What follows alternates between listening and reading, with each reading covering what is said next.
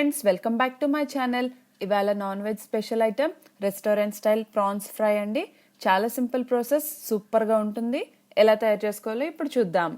ముందుగా కావాల్సిన పదార్థాలు: రొయ్యలు 500 గ్రాములు, కారం 1 టేబుల్ స్పూన్, పసుపు 1/2 టేబుల్ స్పూన్, ధనియాల పొడి 1 టేబుల్ స్పూన్, జీలకర్ర పొడి 1/2 table spoon, garam masala 1/2 table spoon, మిరియాల పొడి 1/2 టేబుల్ స్పూన్, అల్లం వెల్లుల్లి పేస్ట్ 1 టేబుల్ స్పూన్, చిన్నగా కట్ చేసుకున్న కరివేపాకు కొంచెం, చిన్నగా కట్ చేసుకున్న కొత్తిమీర కొంచెం, సాల్ట్ రుచికి సరిపడినంత.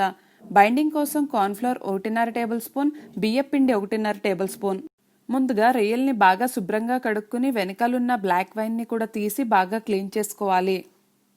ఇలా బాగా క్లీన్ చేసుకున్న దానిలో ముందుగా 1/2 టీ స్పూన్ పసుపు, 1 టీ స్పూన్ కారం, రుచికి సరిపడినంత సాల్ట్, 1/2 టీ స్పూన్ జీలకర్ర పొడి, 1 టీ స్పూన్ ధనియాల పొడి, 1/2 టీ స్పూన్ మిరియాల పొడి, 1/2 teaspoon garam masala, 1 teaspoon అల్లం వెల్లుల్లి పేస్ట్, చిన్నగా కట్ చేసుకున్న కరివేపాకు, చిన్నగా కట్ చేసుకున్న కొత్తిమీర వేసి మసాలా అంతా రొయ్యలకి పట్టేలాగా బాగా కలుపుకోవాలి.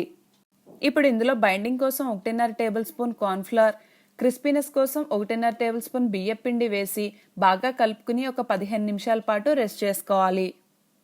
చూడండి, మసాలా అంతా రొయ్యలకి బాగా పట్టింది కదా. ఇప్పుడు లాస్ట్గా ఒక 2 లేదా 3 చుక్కల నిమ్మరసం వేసుకుని బాగా మిక్స్ చేసుకోవాలి. నేను ఇంగ్రీడియంట్స్లో నిమ్మరసం మెన్షన్ చేయలేదండి. ఇప్పుడు మనం ఈ ప్రాన్స్ని డీప్ ఫ్రై చేయబోతున్నాము.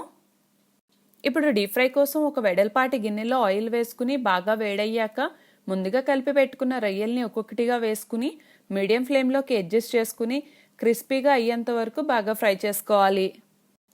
చూడండి, ఇలా మధ్య మధ్యలో కలుపుకుంటూ ఫ్రై చేసుకోవాలి. ఇలా బాగా క్రిస్పీగా ఫ్రై అయ్యాక ఇప్పుడు మనం ఒక ప్లేట్లోకి తీసుకోవాలి.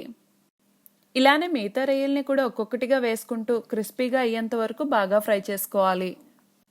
అంతే అండి, ఎంతో simple and tasty restaurant style prawns fry ready.